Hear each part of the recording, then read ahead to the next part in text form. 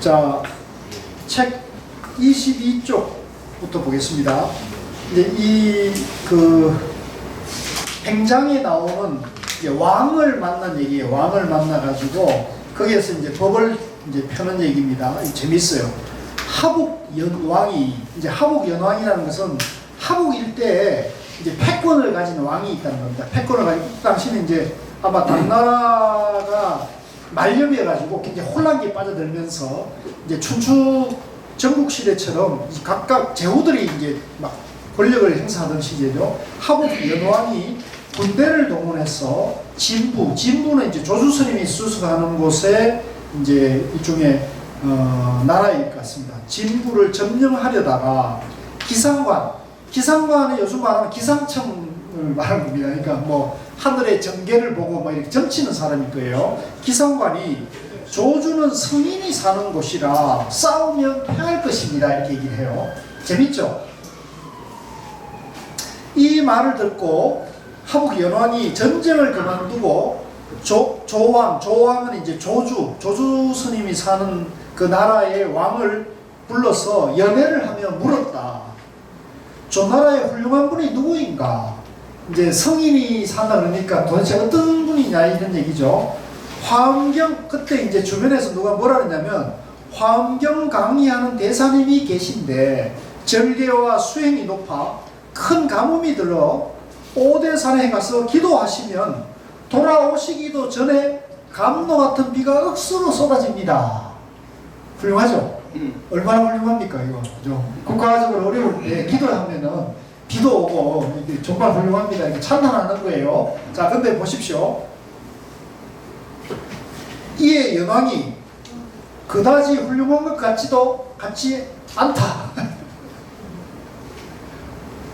왜 이렇게 말할까요? 여러분 같으면 어떻게 생각할 거예요? 아, 우리 큰 스님이 계신데 그 큰 스님은 기우제만 지나면 비가 옵니다. 억수같이 비가 옵니다. 그렇게 말했는데 그런 분은 그다지 훌륭한 것 같지 않다. 왕이 이렇게 말했어요. 왜 이렇게 말했을까요? 안 믿었겠죠. 네? 안 믿었어요? 근데 이런 게 이제 그 사람을 보는 눈이기도 하고 법을 보는 안목이기도 한 거예요. 이런 데서 이제 우리가 딱 간파하셔야 돼요. 이제 만약에 우리가 화엄경을 강론하고 강의하고 또 기도를 잘 하셔가지고 비바람을 불러오시는 분이라고 하면 우리가 안목이 없는 입장에서 보면 깜빡하죠. 어휴, 그렇게 훌륭한 분이 계시냐고. 성인의 경지가 다른 말이죠. 그렇게 볼 수가 있죠. 근데 이런 분에 대해서 그다지 훌륭한 것 같지 않다 라고 얘기하는 것은 이 연왕이라는 왕이 얼마나 안목이 있었다는 거죠. 왜 이걸 알 수가 있는 거죠. 그러니까 전쟁을 치려고 하다가도 그 나라는 성인이 사는 곳이다 그러니까 전쟁을 딱 중단시키잖아요. 그러니까 이건 뭐예요? 연왕이라는 사람이 그 성인을 한번 만나보고 싶다는 마음이겠죠. 그래서 만나보고 진짜 성인이면 전쟁을 하지 않고 가짜 성인이면 잡겠죠. 안 그렇겠습니까? 나는 그랬으리라고 봐요. 또 한 사람이 이제 그다지 훌륭하지 않다고 태짤 나와버리니까 또 한 사람이 말합니다. 여기서 내20리를 가면 조주 관음원이라는 곳에 한 선사가 나이와 성납이 높고 도를 보는 안목이 밝습니다. 이렇게 얘기했어요. 이제 도를 보는 안목이 밝습니다. 두 왕이 먼 거리를 수레를 타고 가서 절 아래에 들어가니 이제 두 왕이 이제 동시에 그 관음문이라는 누추한 곳에 120리를 지나가지고 갔다는 거 아닙니까? 가서 갔는데 이 조주 스님이 어떻게 하느냐?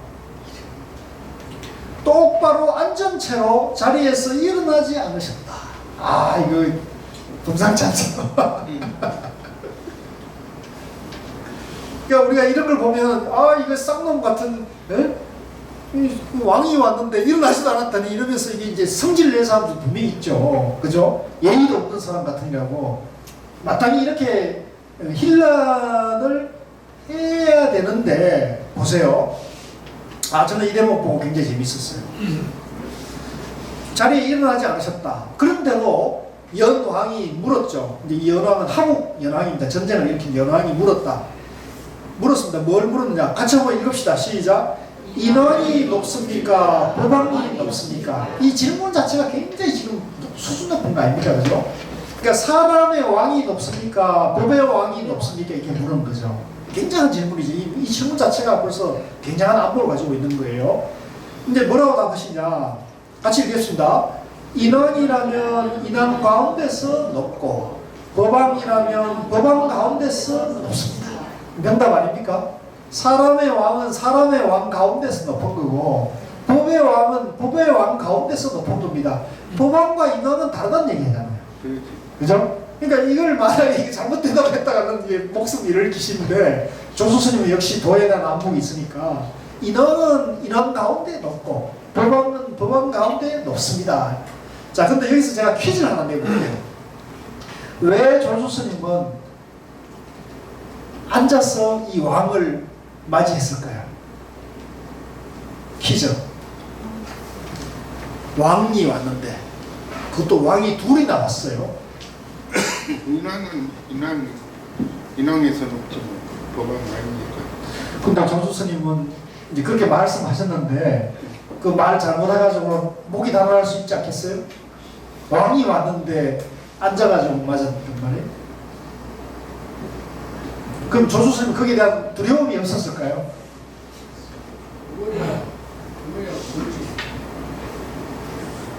인왕이니까. 예? 그만한 격이 되니까. 그만한 격이 되니까 어떤 격이요? 예?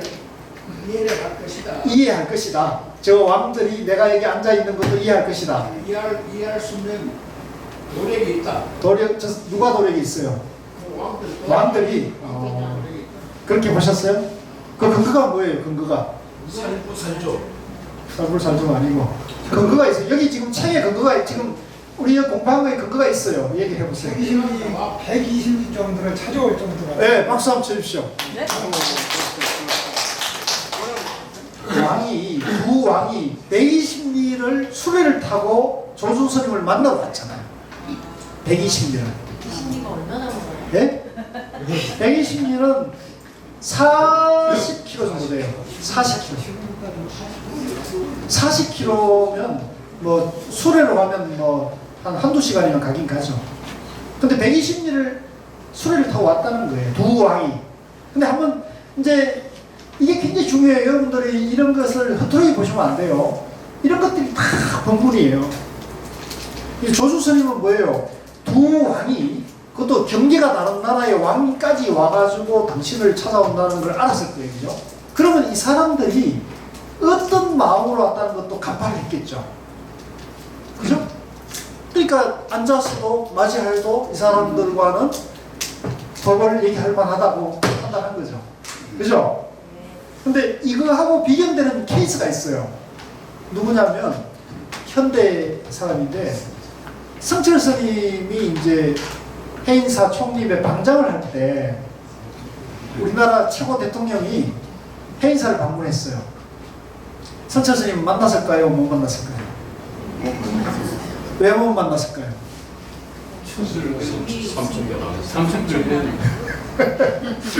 그 정도는 다 아시는 거죠.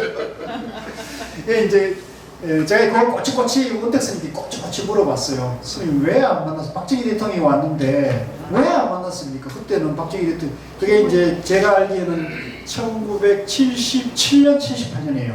그 유신 말기예요.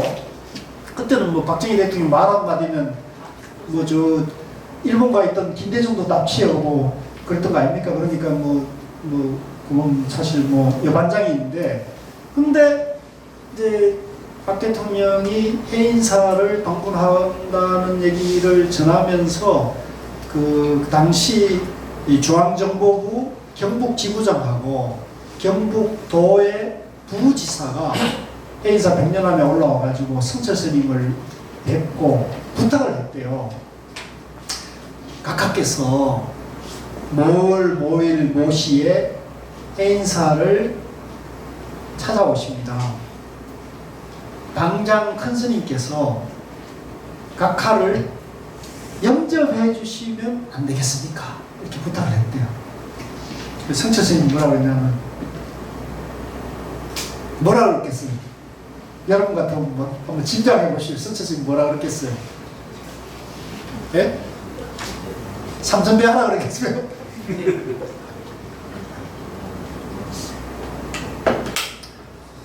대통령께서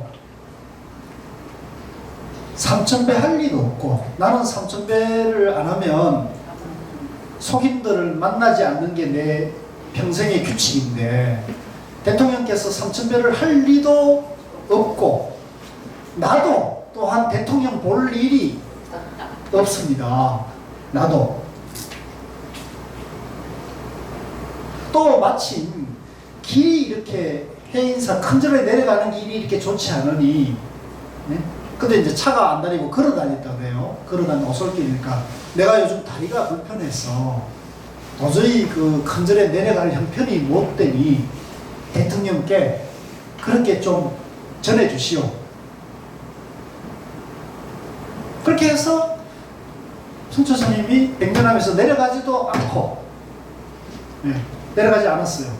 영접을 안 했죠.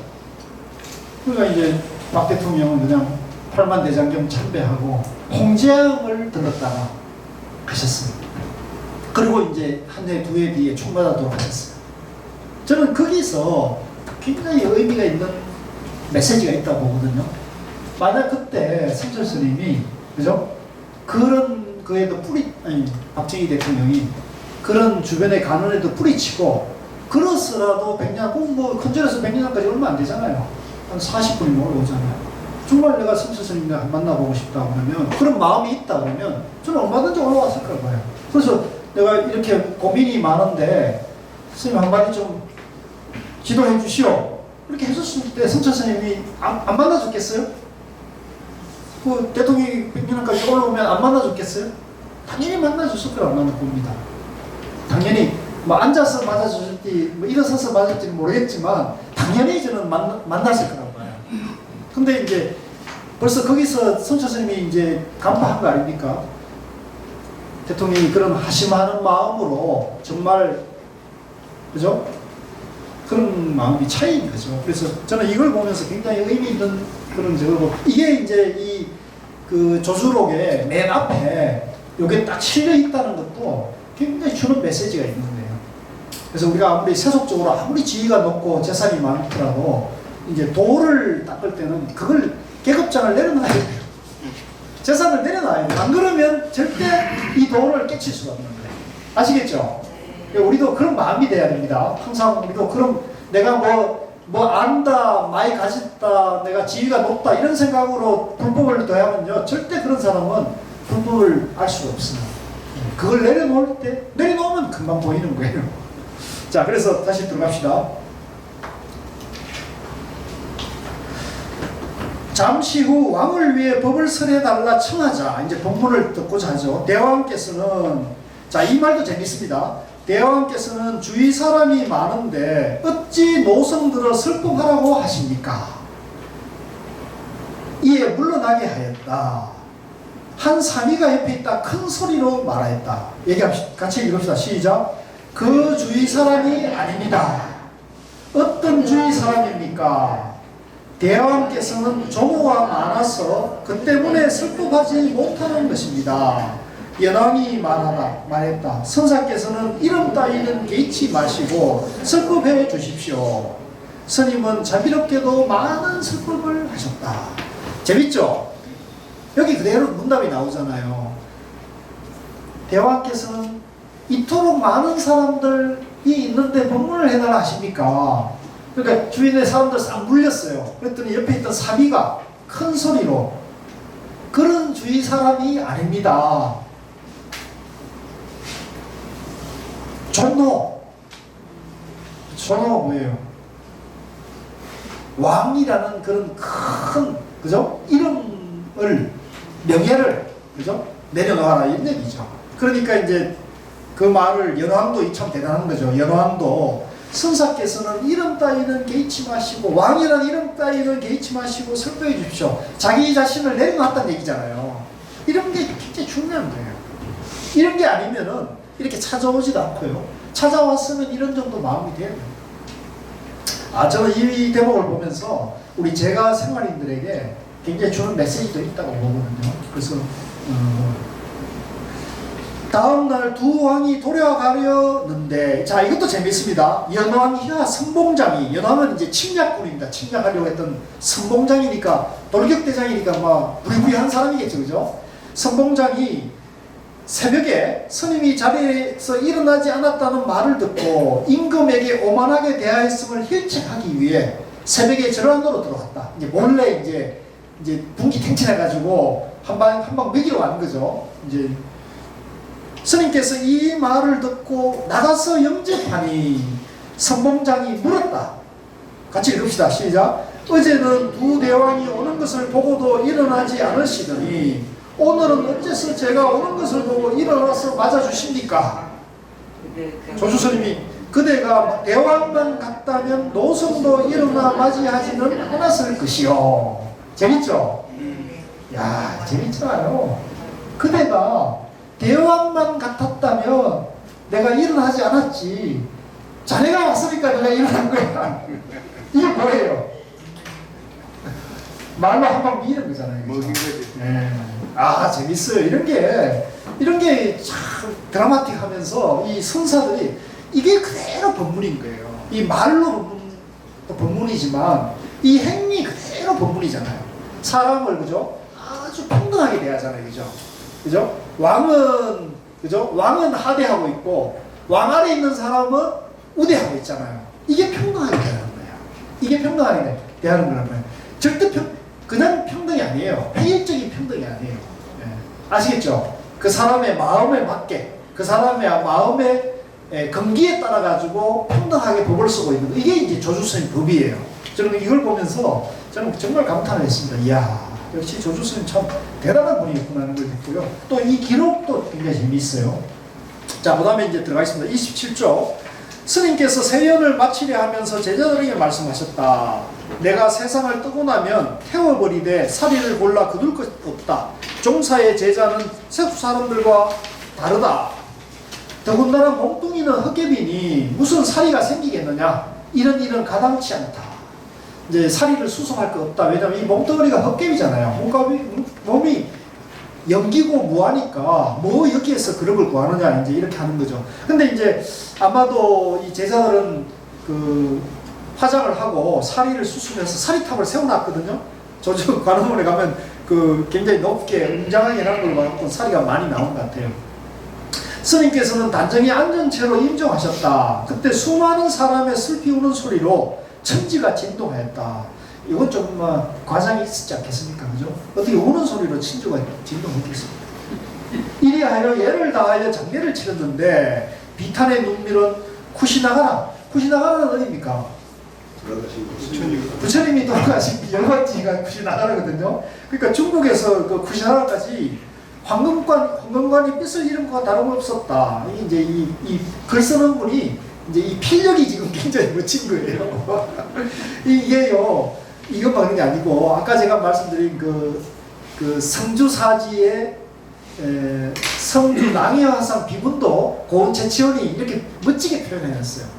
그런 것들은 꼭 한번 보셔야 돼요. 그래서 고은채치원이 천하명문장가라는 것이 그런 빈말이 아니고 그런 멋진 그런 비유가 이런 비슷한 비유가 있는 거예요.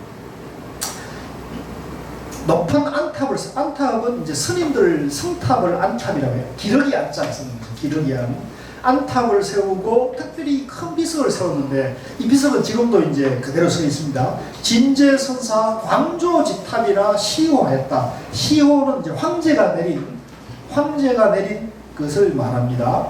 후당 953년 한 학인이 이제 돌아가신 지 한 50년 뒤에 한 학인이 핵통선사께 옛 서성 조주스님께서 교화하신 유적을 찾아 묻고는 절하고 물러나오자 이에 붓을 주어 기록하게 했다. 이제 해통선사가 이제 아마도 후학이었던 것 같아요. 그러니까 조주스님에 대한 질문이 많으니까 이걸 그냥 넘기면 안 되겠다 해서 이제 지필북을 마린에서는 조주 스님의 유적을 일화를 다 기록하라 해가지고 이제 이 조주록이 만들어졌다 이런 얘기가 되겠습니다.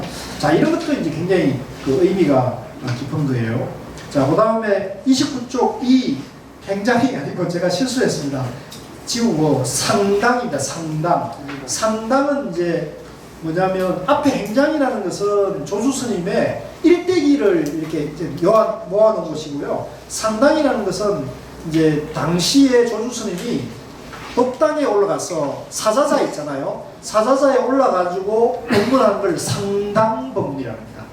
예, 그래서 보통 우리가 총림에 상당 법문을 하는 것이 이제 가장 큰 법회고요. 그 다음에 소참 법문이라고 써요. 예, 보설이나 소참이라는 게 있는데요. 소참은 뭐냐면 아침 공양, 바로 공양을 이렇게 다 하고 난 다음에 바로 공양 끝나고 둘러 앉아서 한마디 하는 거 있잖아요. 차를 마시면서 한마디 하는 거. 이런 것들은 이제 소참 법문이라고 해요. 그런 것들이 이제 그 선종 총림의 각 법도에 맞게 다 다른데 여기서 이제 상당 그러면 큰 법상에서 하신 법입니다. 대중서법이라는 겁니다. 1. 평상시 마음이 도이다. 근데 이게 이제 사실은 마조스님 법어에 나오는 마조록에도 나오는 평상심시도라는 말하고 말은 같아요. 근데 조주스님하고 남전스님 일하는데 이건 좀 다르게 나와 있어요. 같이 한번 읽읍시다. 조주스님께서 남전스님께 물으셨다. 무엇이 도입니까? 평상시에 마음이 도이다. 그래도 닦아 나아갈 수 있겠습니까? 무엇이든 하려 들면 그대로 끝나버린다. 하려고 하지 않으면 어떻게 이 도를 알겠습니까? 도는 알고 모르게 속하지 않는다. 안다는 것은 헛된 지각이며 모른다는 것은 아무런 지각도 없는 것이다. 만약 의심할 것은 없는 도를 진정으로 통달한다면 그것같이 툭 트여서 넓을 것이니 어찌해서 시비를 따지겠느냐. 스님께서는 이 말 끝에 깊은 뜻을 단박에 깨닫고 마음이 달처럼 환해졌다. 이 대목도 이제 굉장히 그 중요한 대목이에요. 이제 우리 선종에서는 이제 평상심이 도다 이런 말을 하거든요. 그래서 이 말 뜻을 이제 가만히 깨치게 되면 선의 깊은 대의를 이치로는 아시게 돼요. 이치로. 이제 그렇게 되면 그걸 우리가 해오라고 하는데요. 이제 이렇게 하기는 또 쉽지 않아요. 근데 그걸 마음에서 바로 확철되어 하면은 이제 우리가 그걸 이제 깨달음이라고 그러죠. 근데 이 말 뜻을, 이 말 자체는 굉장히 쉬운 말이에요. 도가 뭡니까? 도가 뭡니까? 평상심이 도다. 그러면 더 닦을 게 있습니까? 뭘 더 닦으려 하면 어긋나지. 하려고 하지 않는데 어떻게 도를 알 수 있습니까? 도는 알고 모르고에 있지 않다는 거예요. 이게 밑줄 그으십시오. 도는 아는 것과 모르는 것에 있지 않다는 거예요. 그 밑줄 그어 계속 안다는 것은 분별, 아르마린, 분별, 사량 분별이 개입된 거예요. 사량 분별이 개입되는 것은 나다, 너다, 있다, 없다, 안다, 모른다는 분별심이 개입되는 거죠. 안다 그러면 모른다가 대비되고 모른다 그러면 안다에 대비되기 때문에 마음이 편견에 치우쳐져 있는 거예요. 그것은 도가 아니에요. 그건 양변이에요. 도는 중도여야 돼요. 중도. 중도는 뭐냐면 대립하는 양변을 다 차단하면서 양변을 다 비출 때 쌍차 쌍조가 도예요. 그걸 이제 우리가 전문적인 용어로 쌍차 쌍조라 그러고요. 또 그 마음을 닦을 때는 그것을 이제 우리가 요즘 남방말로 말하면은 사마타라는 것은 분별심을 다 비우는 걸 말해요. 비우면은 번뇌망상을 다 비우면은 우리 마음이 고요해지고요. 그 고요해지는 것을 우리가 사마타라고 해요. 그리고 한문으로는 그걸 지라고 합니다. 멈춘다. 분별심을 멈춘다는 겁니다. 그래서 지 또는 사마타, 이걸 선종에서는 이걸 정이라고 해요. 정리해야 할 때 정이라고 해요. 고요할 정자. 고요할 정자 아니고 무슨 정자죠? 교수님? 이 정자가 무슨 정자죠? 정리할 때 정자가 무슨 정자죠? 정해할 때. 정해 쌍수할 때 정자가. 무슨 정자? 곧정자인가? 예? 발을 정자? 발을 정자는 아닌데요. 발을 정자는 이게 정할 정자? 정할 정자. 예, 그 정, 그러니까 정, 사바타, 지, 쌍차. 이렇게 되는 거예요. 우리 마음의 분별심을 딱 그치는 거, 지, 또 멈추는 거, 사바타. 그 다음에 이제 고요해지는 거, 양별을 여의는 거. 이게 말이 다 다르지만 그게 전부 우리 마음자리가 그렇다는 거예요. 마음의 원리가 그렇다는 거예요. 이걸 아셔야 돼요. 이 마음의 원리가 그런 거다. 말은 뭐 다양한 게 나올 수 있지만, 그래서 그거에 이제 안다 모른다는 분별심을 딱 멈추라는 거죠. 그걸 내려놓으면은 그게 이제 사바타, 지, 이제 그 해민 스님 책 이름에 고요해지는 거예요. 고요해지는 거. 고요해지면 어떻게 되느냐? 빛이 나옵니다. 그러니까 이걸 이제 광이라 그러고, 쌍조라 그러고, 지관할 때 관이라 그러고, 사마타 위파사나 할 때 위파사나가 되는 거예요.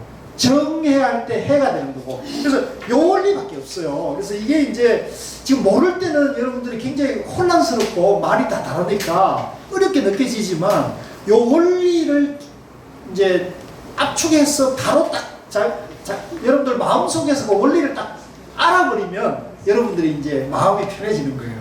마음 쓰는 법을 알게 되는 거예요. 그래서 우리가 이 원리를 자꾸 이치를 알고 익히고 닦아서 이제 참선도 하고 염불도 하고 경도 보고 이렇게 법문도 듣는 것이 이 마음 원리를 닦는 거예요. 그래서 우리는 닦을 때는 이게 될 때도 있고 안 될 때도 있고, 그런데 부처님이나 조사들은 뭐냐면 도인은 100% 하루 24시간 360일 항상 이게 되는 거예요. 지관이 되는 거예요. 정예가 되는 거예요. 그래서 그걸 우리가 고사리를 삼매라고 합니다. 삼매. 따라해서 삼매. 그러니까 중도 삼매, 지관 삼매, 사마타 이파사나 삼매, 다 정예 삼매 다 똑같은 말이에요. 제가 제 얘기는 제 원리는 다 이것밖에 없어요. 그래서 이제 요 얘기를 가장 압축적으로 팔만대장경의 엑기스를 딱 모아놓은 책이 있어요. 무슨 책이죠? 백일문. 성철스님 백일문. 보는 게 좋겠어요? 안 보는 게 좋겠어요? 안 봐도 돼요. 헤매고 불법을 공부하려면 안 봐도 돼요. 근데 쉽게 말하면 KTX를 부산 가기 위해서 KTX나 비행기 타는 것처럼 하려면 성철스님 백일법문 상권, 그 중에서 근본불교 사상만 그게 한 200페이지 됩니다. 그것만 집중적으로 보면 봐가지고요. 저는 한 10번 정도 읽으니까 이치로는 더 이상 의심은 없어졌어요. 제가 그 논리에 대해서는 더 이상 의문은 없더라고요. 생각해보니까 다 해결이 돼요. 근데 이제 뭐 여러분들 몇 번 봐야 될지 저는 장담은 못 하겠는데 10분까지 보면 10분 보기 전에 다 알지는 않겠어요? 어디 용인 거사님 어떠세요? 몇 분 보셨어요?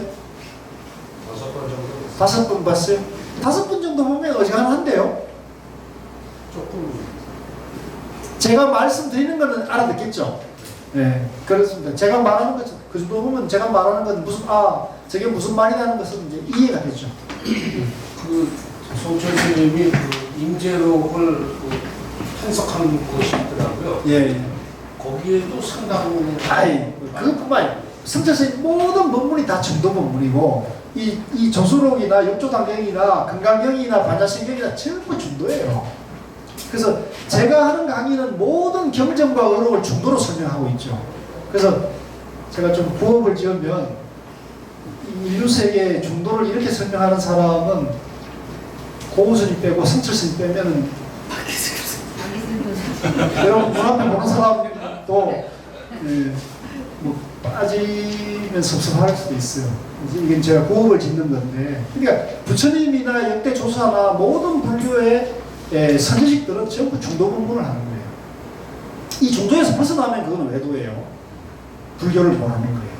그래서 제가 왜 이렇게 강조하는지에 대해서 여러분들이 뭐 이해되는 분도 있겠지만 이해 안 되는 분도 계시겠지만 그러니까 이제 우리 저 천안 거사님이나 저 용인 거사님이나 우리 여기 좀 생활장성 공부하는 분들은 아마 백일봉을 좀 보신 분들은 그 말 뜻이 바로바로 와닿고 이해가 되실 거예요. 그래서 이거 아무리 강조해도 지나침이 없어요. 그래서 자, 그래서 다시 돌아와가지고요. 그래서 이 이후에 상당부거나 조주록을 보려면 중도가 어느 정도 이해된 사람은 이게 좀 쉽습니다. 중도가 어느 정도 조금 정리된 사람은 이게 좀 쉬운데, 그래도 이건 절반밖에 이해 안 돼요. 왜냐하면 이게 화두가 들어가 있어요. 화두는 뭐냐면, 중도를 우리가 보통 경전이나 쉬운 책들은 중도를 쉽게 설명을 해놓은 건데, 화두는 뭐냐면 그 중도를 이치로는 모르고 화두를 반드시 참고해서 깨게 만들어놨어요. 마음속에 탑발하게 만들어놨어요. 그거는 분별심이 들어가면 안 돼요. 화두는 이걸까 저걸까 이렇게 생각하면 모르게 돼 있어요. 이게 하나의 장치죠, 장치. 조사들이 법을 쓰는 장치입니다. 그래서 이런 걸 알면은 이 불교도 굉장히 깊이 알게 되고, 또 불교 안에도 다양한 눈높이에 따른 방편이 있다는 것도 알게 되면서 불교를 이해하고 그걸 또 활용하는 지혜도 여러분들 굉장히 그 깊은 지혜가 나올 수가 있어요. 아까 우리 여기 그 연왕이라는 사람이 대하는 그 말과 태도가 있잖아요. 그죠?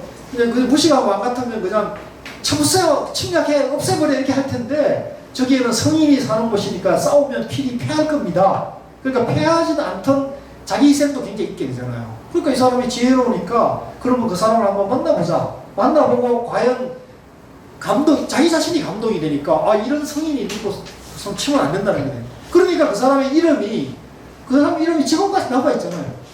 그러니까 유명한 정말 멋있는 사람이라는 게 정리가 되는 거죠. 근데 만약에 치고 들어갔다가 싸워가지고 박살나고 그래서 누군가 죽고 이러면은 이름이 남았겠어요? 필부로 지나가지 않는 거죠. 그런 것들이 바로 이 지혜로운 사람이고 안목 있는 사람의 그런 행동 가지거든요. 그래서 우리도 마찬가지로 그런 이 선어록을 보고 경전을 보고 지혜를 개발한다는 것은 바로 그런 안목을 개발하는 거예요. 그리고 그걸 우리 삶에서 활용하는 거죠. 자, 다시 와가지고요. 남전 스님과 여러 인연들, 남전 참묘라는 유명한 화두가 있어요. 이제 남전 스님이 고양이 목을 배다는 건데요. 남전 스님 회상에서 동당과 서당의 수자가 고양이를 가지고 다투는데, 남전 스님께서 성당으로 들어와 고양이를 지켜들면서 말했다. 이제 이 비유는 유명한 거 아시죠? 동당 서당이라고 보통 총림에 가면요, 이제 그 법당 주변으로 동쪽 집과 서쪽 선방이 이렇게 있습니다. 동쪽 선방, 서쪽 선방이 있는데 동당과 서당이 각각 수자가 있죠. 그러면 그 동당 서당이 수자가 고양이 한 마리를 가지고 어느 것이 이게 동당 고양이가 서당 고양이 이렇게 뭐 붙었겠죠. 근데 이거는 풍번문답하고 같아요. 풍번문답. 육조당경에 나오는, 그죠? 바람이 움직이냐, 깃발이 움직이냐, 이 얘기 아시죠? 네. 그거하고 똑같은 이치죠, 이거도. 예, 풍번문답과 똑같은 화두예요, 이것도. 한 마리, 고양이를 딱 잡고는 칼을 갖고 와가지고 들어와서는 말하죠. 한 마리 말하면 베지 않겠지만, 말하지 못하면 베겠다, 일러라, 이렇게 딱 하는 거죠. 대중이 한마디씩 했지만 아무도 남전 스님 뜻에 개합하지 못, 그 뜻에 맞추지를 못했다는 얘기입니다. 즉시 고양이를 베어버렸다.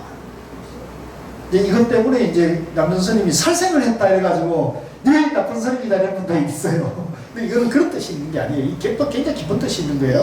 저녁 늦게 조주 스님이 돌아와 인사드리러 가니 남전 스님이 낮에 있었던 이야기를 말해주고 물었다. 너 같으면 어떻게 고양이를 구하겠느냐?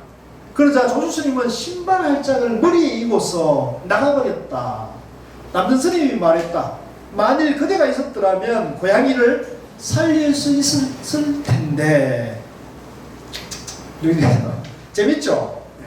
이런 것들이 이제 화두입니다, 화두. 네. 여기 이제 선문답이에요. 이런 것들은 분별심으로는 도저히 알 수 없어요. 우리가 그냥 이렇게 이걸까 저걸까, 옳은 것인가 그런 것인가, 이제 이런 마음으로, 분별심으로는 도저히 알 수 없고, 이건 바로 직관해서 본래 그 자리에 바로 개합을 해야 됩니다. 책 33쪽에 조주가 남전에게 말했다. 삭구를 여의고 백비를 끊고 끊고서 달리 한 말씀을 해주십시오. 이제 이 사구백비는 불교 논리학에서 보통 말과 문자로 할 때 논리를 말합니다. 논리. 그러니까 논리이기 때문에 논리는 뭐예요? 이거와 저것, 그죠? 옳고 그름이 있잖아요. 그래서 논리는 결국은 분별심에 있는지 그죠? 그래서 분별할 때 이 사구백비를 떠나지 않는다 그래요. 그래서 사구는 뭐냐면 네 가지 구절인데 이제 이를테면 이런 거죠. 법을 있다 없다 하고 보세요. 무슨 법이 있다고 말할 수도 있고 없다고도 할 수 있잖아요. 이게 두 가지죠. 법이 있다 없다. 또 있기도 하고 없기도 하다 되죠. 그죠? 또 없기도 하고 있기도 하다. 이 네 가지가 법에 대해서 설명할 때 네 가지로 설명할 수가 있어요. 이게 이제 사구예요. 그래서 이 논리는 이걸 떠날 수 없어요. 나도 마찬가지다. 나도 내가 있다 없다. 있기도 하고 없기도 하고 없기도 하고 있기도 하다. 이렇게 네 가지를 밖에 표현할 수밖에 없어요. 이게 이제 사구입니다. 불교에서는 사구라고 하고요. 백비는 이제 이 사구에 이제 여러 가지를 아무리 붙여도 이건 논리로는 안 된다. 논리로는 안 된다. 이 말을 이제 백비라고 표현한다고 그래요. 그래서 이 사구백비 이 개념을 떠나가지고 이제 이 불법은 요 개념 안에서는 불법을 얘기할 수가 없다. 불법을 알 수가 없다. 불법을 알 수가 없다. 그 얘기입니다. 자, 그래서 사구를 여의고 백비를 끊고서 사구백비를 떠나고 달리 한 말씀 해주십시오. 이 사구백비로 밖에 표현할 수 없는데 그걸 벗어나서 한마디 해주시오 이렇게 한 거예요. 그러니까 이건 성문답이죠. 남전이 바로 방정실로 돌아가 버리자 조주가 말했다. 이 노화상이 평소에는 잘 짓거리면서 묻기만 하면 한마디도 못하는 거. 한방 보이는 거죠. 그러니까 이건 뭐예요? 말하면 벌써 그거는 아르바리가 되니까 이제 이렇게 이제 이걸 표현하는 뿐이지 여기에 이게 나쁜 뜻이 있는 게 아니에요. 예. 곁에 있는 시자가 말했다. 큰 스님께서 대답하지 못한다고 말하지 마십시오. 이제 시자 입장에서 큰 스님 모시는 입장에서 그렇게 큰 스님을 희롱하지 말라 이런 얘기죠. 그러니까 조주는 벼랑간 시자 뺨을 한 방 날리고 있다는 거예요. 알지도 못하는 놈이 얘기인 거죠. 그 다음에 34쪽에 뜰 앞에 잣나무. 이것도 유명한 화두죠. 조주선사가 상나하여 대중에게 설했다. 이 일은 너무도 분명하여 대인이라도 여기를 벗어날 수 없다. 노성이 위산에 갔을 때 한 스님이 무엇이 조사가 서쪽에서 온 뜻입니까? 하고 묻자 위산 스님은 내게 의자를 가져다 주게 라고 말했다. 종사가면 모름지기 본분의 일로 사람을 지도해야 한다. 이제 이 조사는 얘기 달마대사를 말하는 겁니다. 그래서 위산에 갔을 때 조주 스님이 위산에 갔을 때 위산 스님에게 조사가 서쪽에 달마대사가 서쪽에 온 뜻이 무엇입니까? 이렇게 물었는데 나에게 의자를 갖다 주게 이 말로 답을 했다는 거예요. 그러니까 이제 이 말이 곧 본문의 일로 지도해야 한다는 그런 뜻과 맥을 갖는 겁니다. 자, 다음 페이지죠. 그때 한 스님이 물었다. 또 묻습니다. 조사가 서쪽에서 온 뜻이 무엇입니까? 이게 또 물어요. 조주선사는 답하기를 뜰 앞에 잣나무다. 이게 한자로는 이제 점정백수자 이렇게 얘기합니다. 뜰 앞에 잣나무다. 그 뜰 앞에 마치 잣나무가 있다는 얘기죠. 근데 이게 어떤 사람은 그 조주 백림사에 가면 관음원에 가면 그 뜰 앞에 있는 나무가 잣나무가 아니래요. 책백나무래. 책백나무. 그래서 이 백자가 잣나무라 우리 이거 한자 사전에 보면 잣나무이기도 하고 책백나무이기도 하고 그렇게 표현을 했어요. 그러니까 이걸 우리나라에서는 이걸 잣나무라고 받아들였어요. 잣나무라고. 근데 거기에는 잣나무는 없어요. 책백나무가 있어요. 근데 잣나무가 다르고 책백나무가 다를까요? 그건 분별심이에요. 그건 조수스님이 뜰 앞에 잣나무다, 뜰 앞에 책백나무다. 그거 자체는 아무 의미가 없는 거예요. 그거나 똑같은 화두가 되는 거예요. 그래서 우리나라에서는 그냥 잣나무로 받아들인다. 그냥. 그래서 누가 시비하지만 그 자체 그건 벌써 아르마리, 화두를 아르마리로 접근하니까 그건 안 되는 거죠. 그 스님이 이러기를 큰 스님께서는 경계를 가지고 사람을 가르치지 마십시오. 이제 자기를 차별하지 말라는 얘기죠. 나는 경계를 가지고 사람을 가르치지 않는다. 무엇이 조사가 서쪽에서 온 뜻입니까? 뜰 앞에 잣나무다. 또 모릅니까? 똑같이 답하는 거예요. 그리고는 스님께서 말씀하셨다. 이제 이거를 한마디 더 붙이는 거예요. 노성이 90년 전 마조대사 문화에서 80여 선지식을 챙겨놔있는데 모두가 솜씨 좋은 선지식들로서 가지와 넝쿨 위에 또 가지와 넝쿨을 만드는 지금의 사람들과는 달랐다. 미축 것이십시오. 가지와 넝쿨 위에 가지와 넝쿨을 또 넣는 지금 사람들과는 달랐다는 겁니다. 성인 가신 지가 오래돼요. 여기 성인은 이제 그 80성인을 말하는 겁니다. 한 대 한 대가 틀리게 나날이 다르다. 남전 스님께서는 항상 말씀하시기를 이류 가운데서 행해야 한다고 하셨는데 그대들은 이를 어떻게 이해하는가? 요즘 주둥이가 노란 어린 것들이 내거리에서 이러쿵저러쿵 법을 설하여 널리 밥을 얻어먹고 절을 받으려 하며 300명이고 500명이고 대중을 모아놓고는 나는 선지식이고 너희는 학인이로나고 하는구나. 이거는 이제 그 조사가 서쪽에서 온 뜻이 무엇입니까? 뜰 앞에 잣나무다. 조사가 서쪽에서 온 뜻이 무엇입니까? 뜰 앞에 잣나무다. 이제 학인이 못 알아듣잖아요. 그러니까 한마디 더 일러라고 지금 이제 앙앙대는 거잖아요. 근데 일러줘요, 안 일러줘요? 안 일러주는 거죠. 안 일러주고는 이걸 힐러라는 거예요. 지금 우리 도가, 우리 선이 마조대사의 때는 본분사에서 목을 했는데 시간이 지나면서 퇴색하면서 지금은 머리 위에 머리를 하나 더 얹어서 이것저것 말을 꾸민다는 거예요. 이거는 잘못된 것이다. 지금 저기 봐라. 저 저작거리에 내가 선지식이요 너희들은 학인이라고 법을 설하는 자들이 있는데 저것은 법이 아니다는 걸 지금 힐난하고 계신 거예요. 그래서 이 선은 중도법이기 때문에요. 나는 선지식이고 너희들은 학인이다 이러면 이게 양변입니까? 중도입니까? 양변이잖아요. 그러니까 이렇게 법을 설하는 사람은 벌써 이건 선이 아니라는 겁니다. 양변이라는 거죠. 그러니까 나는 선지식이고 너희는 학인이다. 이것 자체가 36조 한 스님이 물었다. 법에는 별다른 법이 없다는데 그 법이란 무엇입니까? 바깥도 비고 안도 비고 안팎이 다 비었다. 이 중도를 말하는 거예요. 양변을 떠나고 중간에도 집착하지 않는 것을 이렇게 비유한 거예요. 또 한 스님이 물었다. 부처님의 참다운 법신이란 무엇입니까? 다시 무엇을 의심하느냐? 이거는 뭐냐면 이게 제가 이거 다 화두인데 제가 이렇게 자꾸 뭘 붙이는 게 좀 불경스럽고 보험을 짓는 건데요. 그러니까 부처님의 참다운 법의 모습이 뭡니까? 이렇게 물었는데 니다, 너 자신이라는 걸 뭘 또 의심하느냐? 왜 분별심을 짓느냐? 네가 스스로 부처인데 뭘 부처를 찾느냐 이지? 또 한 스님이 물었다. 어떤 것이 마음짜리 법문입니까? 이제 심지 법문이라는 거는 육조 강경에도 많이 나오는 조사들의 이제 흔히 쓰는 마음짜리 법문이에요. 마음짜리 법문. 고금의 표준이다.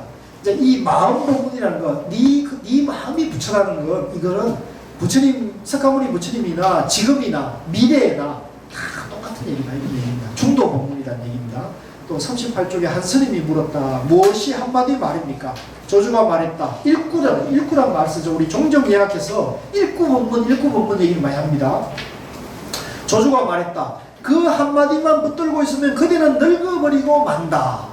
만약 한평생 총림을 떠나지 않고서 5년 10년이고 말을 하지 않아도 누구도 그대들을 벙어리라고 부르지 않는다면 그런 다음에는 부처님도 너희를 어쩌지 못할 것이다. 내 말을 믿지 못하게끔 노성의 나의 목을 베어라. 이 말은요, 지금 벌써 한마디, 무엇이 한마디입니까? 이렇게 법을 물었는데 모르니까 묻잖아요. 그죠? 그러니까 모르다고 지금 착각에 빠진 네가 부처인데 모른다는 그 생각을 내려놔야 된다. 근데 그 생각을 내려놓으려면 말을 하지 말고 네 마음을 들여다보라 이런 얘기입니다. 그래서 말을 하지 않고 네 마음을 들여다보는데 총림에서 5년이든 10년이든 버글이라고 말하지 않으니까 이 마음을 바라보면 그 자리에서 깨치니까 그러면 부처를 찾지 않는다 이런 얘기죠. 자, 그 다음에 5. 조주의 주인공. 한 스님이 물었다. 하루 24시간을 어떻게 마음을 써야 합니까? 조주가 말했다. 그대는 24시간의 불임을 받지만 믿을 것이십시오. 노성은 24시간을 부릴 수 없다. 그대는 어느 시간에 묻느냐?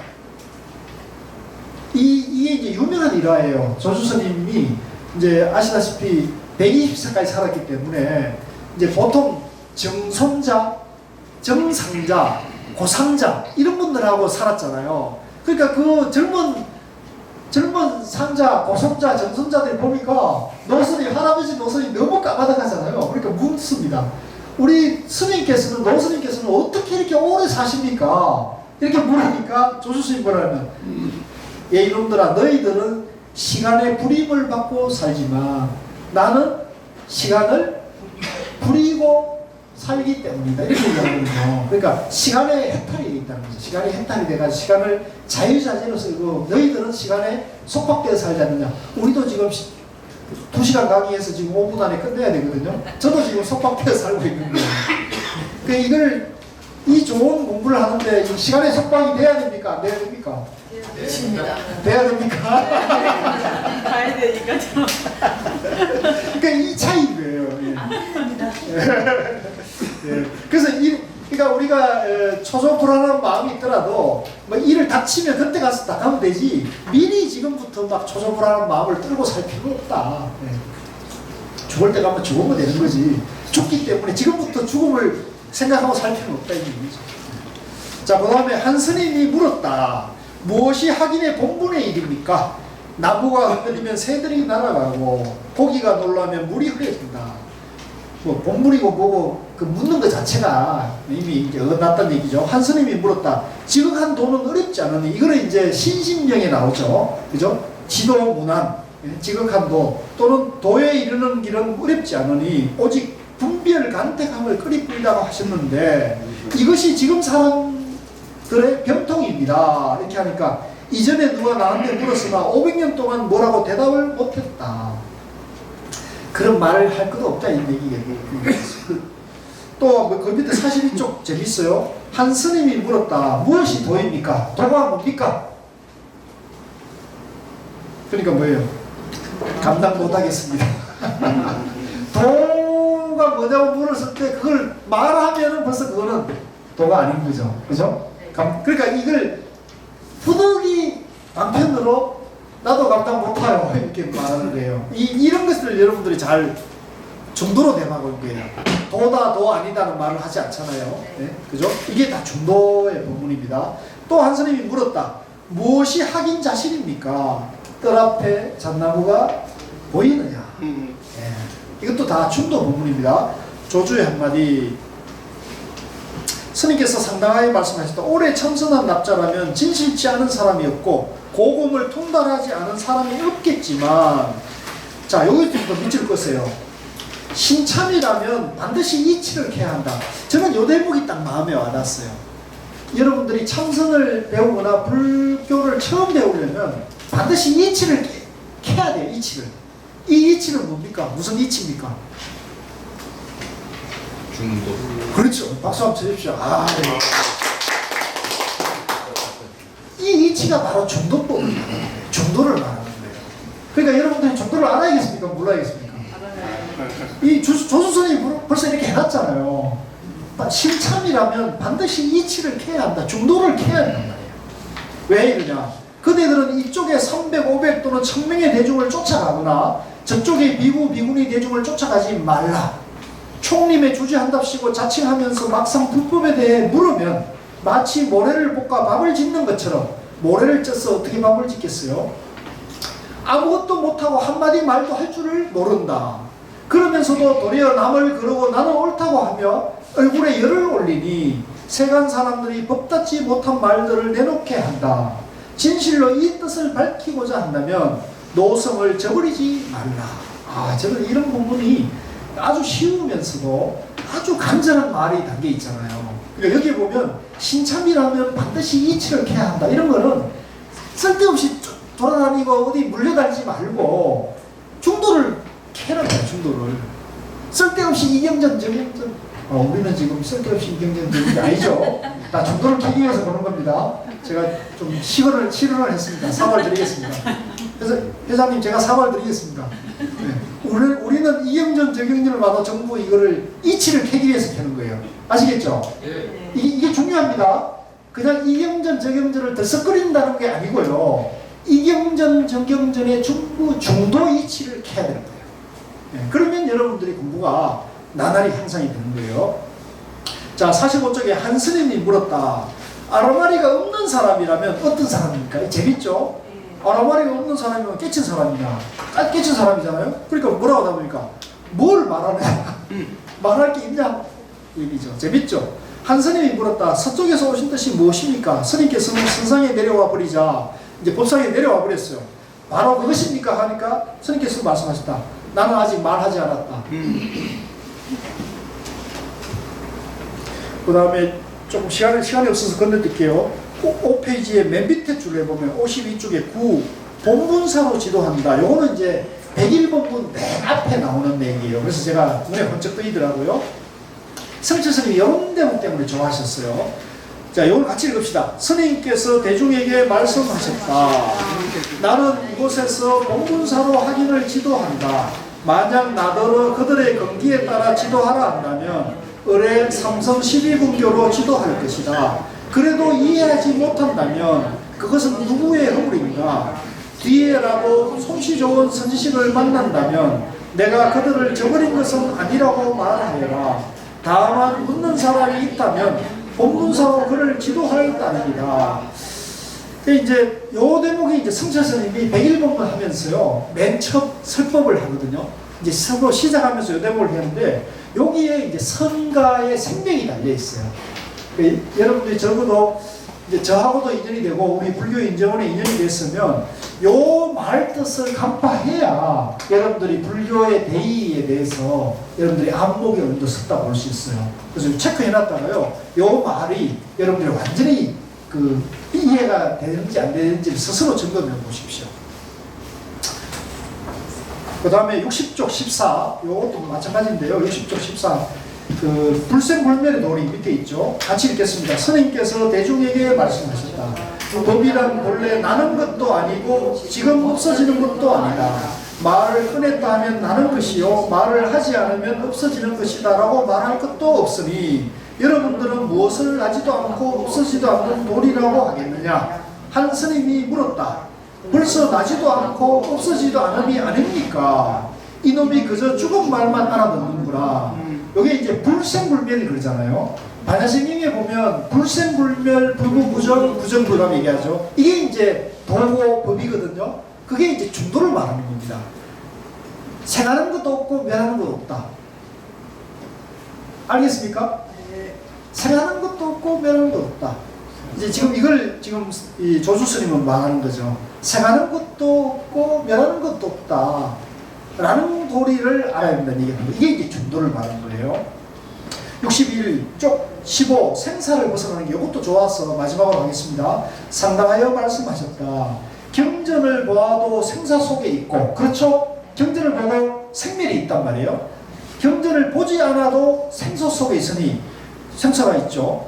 그네들은 어떻게 벗어나겠는가? 한 스님이 불쑥 물었다. 두 군데 다 머물지 않는다면 어떻습니까? 경전 안에도 머물지 않고 밖에도 머물지 않으면 어떤지 안 거죠. 그게 사실이라면 되겠지만 사실이 아니라면 어떻게 생사를 벗어날 수 있겠는가? 이 말이 굉장히 심오해요. 보세요. 경전 안에도 머물지 않고 밖에도 머물지 않으면 안 됩니까? 그러니까 조수스님이 그 말이 사실이라면 되겠지만 사실이 아니라면 생사를 벗어날 수 있겠느냐? 이건 말로서 되는 게 아니라는 얘기예요. 말로서 되는 게 아니라 마음으로서, 마음으로서 그 이치를 이제 깨달아야 된다는 얘기거든요. 그래서 이 선종은 그 마지막 말에 있습니다. 한 스님이 물었다. 큰 어려움이 닥쳤을 때는 어떻게 피해야 합니까? 뭐라고요? 이 대목도 굉장히 심오한 얘기예요. 큰 어려움을 닥쳤을 때 어떻게 해야 됩니까? 마침 잘 됐다. 왜 잘 됐습니까? 왜 잘 됐습니까? 저도 지금 사실 큰 어려움에 갇혀 있거든요. 가정사고 큰 어려움에 갇혀 있는데 저도 그렇게 생각했어요. 잘 됐다. 이것도 내 공부를 시험하고, 그죠? 그렇게 생각하셔야 돼요. 여러분들도 이게 내가 지금까지 불법을 공부하고 인생을 살아오면서 내 공부를 시험하는 거다. 이 경계를, 그죠? 이 어려움을 내가 어떻게 극복하느냐에 내 공부에 승패가 달려있겠구나. 이렇게 딱 봐야 돼요. 그죠? 이해하시겠죠? 그래서 여러분들 마찬가지로 부처님은 평생 글식하고 출가해서 깨치고 난 다음에 평생 글식하고 노숙하면서 사셨잖아요. 네? 그러니까 그건 뭐예요? 모든 걸 누릴 수 있음에도 불구하고 이분이 그런 행을 보여줌으로 인해서 도라는 것이 잘 살고 못 살고 지위가 높고 낮고 가진 게 많고 적고에 있지 않고, 그죠? 모든 것에 해탈해 있다는 것을 보여주는 거거든요. 그래서 어려움을 여러분이 닥쳤을 때 뭐 아베가 뭐라고 하더라도, 그죠? 뭐가 어떻다 하더라도 우리가 이것을 잘됐다, 이번 기회에 우리도, 그죠? 우리가 할 수 있는 것을 하고 이렇게 하면은 그걸 전화해보게 될 수가 있는 거예요. 그렇지 않고 그런 어려움을 닥쳤는데 니 잘났다 내 잘났다 이렇게 해갖고 양편으로 불을 내가 싸우게 되면 잘 되는 게 아니고 어떻게 돼요? 망하는 거죠. 그죠? 이런 마음을 써야 돼요. 그래서 중도의 마음을 쓰는 거, 이것이 이제 우리가 지혜롭게 일상을 행복하게 살아가는 길이라는 말씀을 드리고요. 자, 오늘 뭐 제가 장황했습니다만 저도 뭐 아는 건 아닙니다. 그러나 제가 나름대로 이렇게 공부하고 좀 정리된 것만 오늘 좀 말씀드렸고요. 여기 제가 읽어보니까 너무 꽉 막히는 얘기들이 너무 많아요. 그래서 오늘 제가 여기 정리한 거는 그 중에서 좀 제가 그나마 조금 말 붙일 수 있고 또 여러분들에게 도움이 될 얘기들, 또 귀한 것들을 모아놓은 건데요. 다음 주에는 이런 서비스를 못 합니다. 그러니까